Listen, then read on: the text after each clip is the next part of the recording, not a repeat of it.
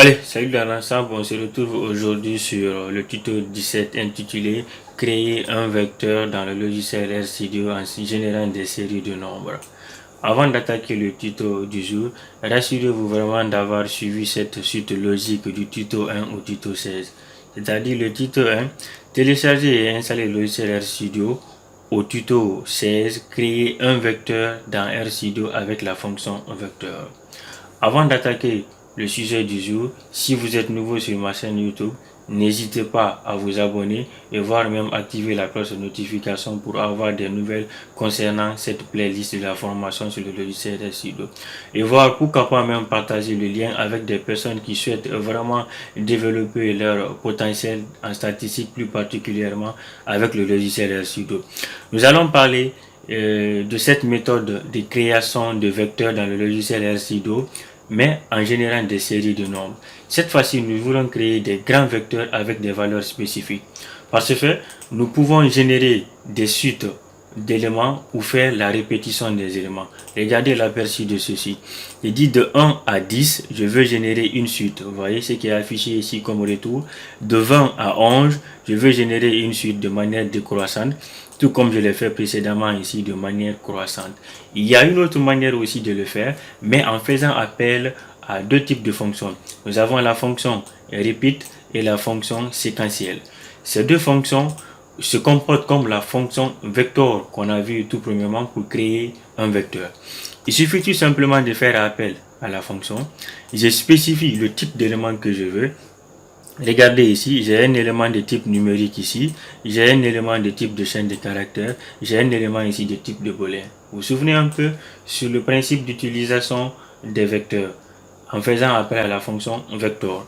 Donc je spécifie ici la longueur du vecteur que je vais créer. Ici encore de même la longueur du vecteur que je vais créer, la longueur ici, ainsi de suite. Maintenant, j'ai utilisé la fonction repeat ici qui est là. J'ai dit de 1 à 10 en passant par étape de 1 par 1. C'est-à-dire 1, 2, 3, 4 jusqu'à 10. Voyez-vous la syntaxe qui est là? Elle est similaire à la celle autre qui est juste ici, celle-ci.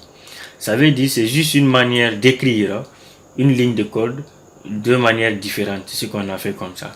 Et cette fois-ci, j'ai fait appel à la fonction aussi séquentielle de 1 à 20, mais d'une série de deux pas. Regardez 1, 3, 5, ainsi de suite jusqu'à 19. Donc, on va essayer d'appliquer tout cela dans le logiciel RStudio. Je disais, tout premièrement d'abord, on va faire une série. Donc, j'ai dit de 1 à 10. Une série de nombres, je génère cela. Vous voyez comme retour pour moi 1, 2, 3, 4, 5 jusqu'à 10 de manière croissante. J'écris encore cette fois-ci de 20 allant à, disons, à 11. Je valide cela aussi. J'ai une série ici de 20 allant à 11. Vous pouvez lire le terme là, c'est comme si on vous dit en mathématiques de l'intervalle fermé de 1 à 10, l'intervalle fermé de 20 à 11. Ça veut dire tous les éléments compris dans l'intervalle là. On peut maintenant, cette fois-ci, faire appel à la fonction repeat. Donc, je fais rep. Je spécifie le type. Je dis que je vais répéter quoi? Disons un élément numérique, 5. Et je vais répéter ça combien de fois? Donc, je dis je vais répéter ça 7 fois. Voyez-vous comme retour, j'ai ici 7 fois 5, 5, 5, 5, 5. Je peux encore utiliser la fonction repeat, mais cette fois-ci, j'ai dit tout simplement que je veux répéter une chaîne de caractères. Combien de fois? Je dis 2 fois, je valide cela. Vous voyez ici comme retour acacia, acacia. Je peux encore utiliser la fonction repeat, mais cette fois-ci en disant que je veux retourner un booléen pour une répétition certes de 4 fois. J'ai ça ici comme retour, tru, tru, tru, tru.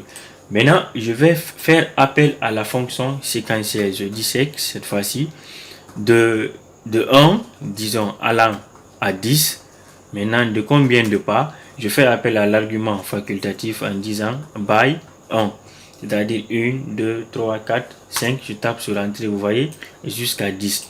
Je disais que cette syntaxe-là qu'on a tapée ici, elle est similaire à la première qu'on a vue ici, mais c'est des écritures qui diffèrent. Je peux encore utiliser cette fois-ci la fonction séquence, mais en disant que je veux de 1 à 20 et de 1 pas de 1 à 10, de 1 à 20 et de combien de séquences cette fois-ci? De 2 à partir de 2.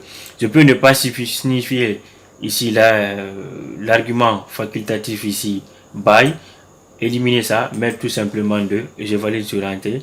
Comme retour, vous voyez 1, 2, 2, on saute directement, on vient à 3, de 3 à 5, 7 jusqu'à 19. Voici les valeurs obtenues.